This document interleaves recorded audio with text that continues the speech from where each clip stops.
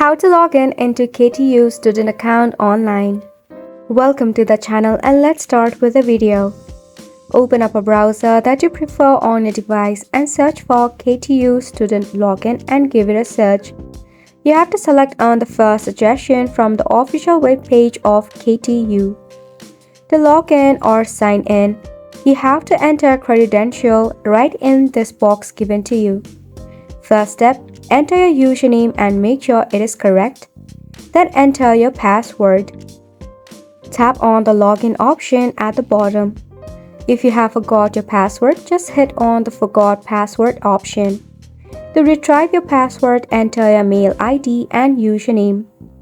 Verify yourself by tapping on I'm not a robot, then tap on reset password.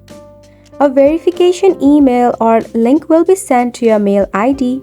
Just tap open your mail and tap on the link provided to you. From there, you can reset your password easily. If you need more help, go ahead and tap on the contact us option at the top of your screen.